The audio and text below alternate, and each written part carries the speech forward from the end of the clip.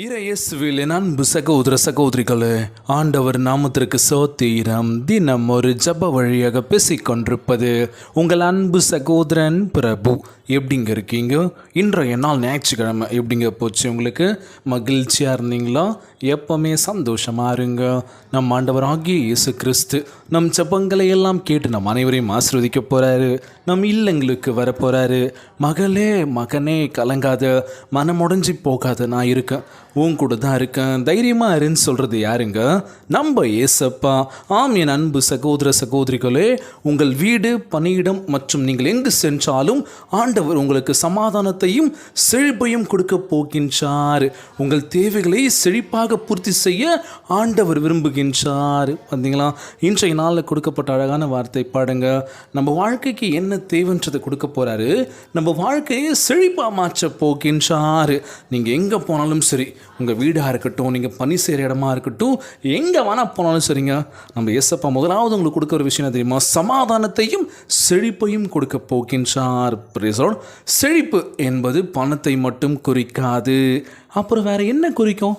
மாறாக அது வாழ்க்கையின் அனைத்து அம்சங்களிலும் ஆரோக்கியம், மகிழ்ச்சி மற்றும் முழுமையான உள்ளடங்கியது அப்படின்னு சொல்லும் போது, இதுதான் நிறைய பேர் என்ன போனால் செழிப்பாக இருக்காம்பா, வசதியோடு இருக்காம்பா, பணங்காசு நிறைஞ்சிருக்குப்பா நினைப்போம். ஆனால் அதல்ல, அது ஒரு பக்கம் இருந்தாலும் முதலாவது ஆரோக்கியமான உடல்நலம் இருக்கா, அவன் தான்ப்பா செழிப்பாக இருக்கான். சொல்ல முடியுமா? இன்றைக்கி நான் செழிப்பாக இருக்கேங்க, எந்த வித நோய் நொடியும் இல்லை, உடலில் எந்த பிரச்சனையும் இல்லை, நான் ஆரோக்கியமாக இருக்கேன், சொல்ல முடியுமா?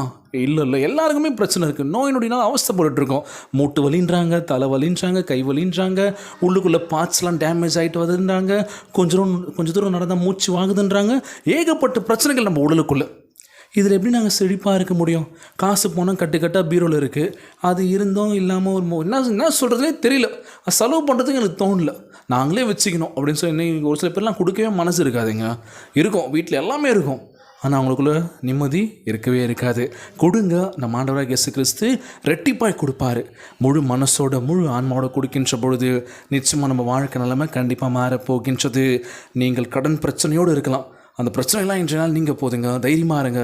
ஆண்டவரே, நாங்கள் செய்கின்ற ஒவ்வொரு காரியத்திலும் நீங்கள் இருக்கீங்க, எனக்கு அது கண்டிப்பாக தெரியுது ஏசப்பா, எங்களை பார்த்துக்கோங்க, எங்களை ஆசீர்வதிங்கன்னு சொல்லி ஒவ்வொரு நாள் ஜெபத்தில் வைங்களேன். கண்டிப்பாக நம் ஜெபங்களெல்லாம் கேட்டு நம்மளை ஆசீர்வதிக்க தயாராக இருக்கின்றார். உங்கள் விண்ணப்பத்திற்கான பதில் வந்து கொண்டே இருக்கின்றது. ஆகவே உற்சாகமாயிருங்கள். நீங்கள் ஜெபத்தின் எதை கேட்டாலும் அவர் செய்வார். பார்த்தீங்களா? ஜெபம் நிச்சயமாக கேளுங்க, கண்டிப்பாக கொடுக்க போகின்றார். நீங்கள் ஜெபத்தில் எதை கேட்டாலும் அதை பெறுவீர்கள். உங்கள் பதில் என்னவா இருக்கும்? பெறுகின்ற பொழுது, ஆண்டவரே நன்றிப்பா, ஏன்னா எதிர்பாராத நேரத்தில் இந்த விஷயம் எனக்கு கொடுத்தீங்க, அதோட வாழ்க்கை மாறி இருக்குங்க. கேட்கும் போதெல்லாம் கிடைக்காது, ஆனால் திடீர்னு கிடைக்கும் போது என்னடாப்பா, ஆண்டவர் தான் நன்றி சொல்லணும். எவ்வளோ நாள் கேள்விப்பட்டேன், எவ்வளோ நாள் நான் கேட்டிருந்தேன் ஏசப்பா கிட்ட, ஆனால் இன்னைக்கு கொடுத்துருக்காருல.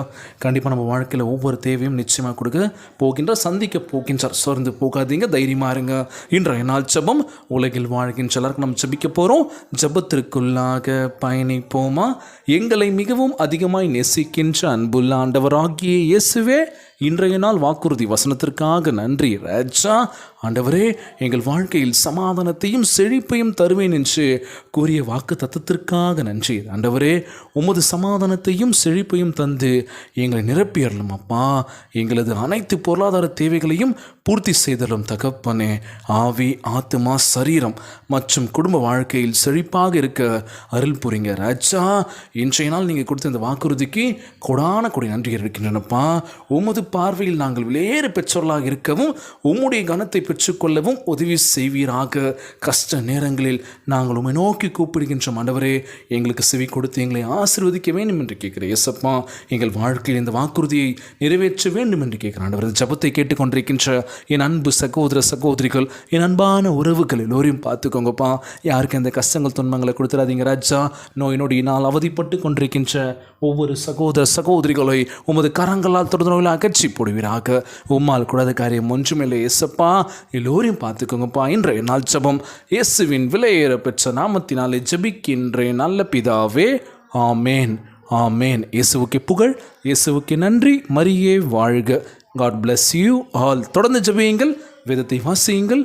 ஆண்டவர் நம்மோடு கூட இருக்கின்றார். மரியே வாழ்க.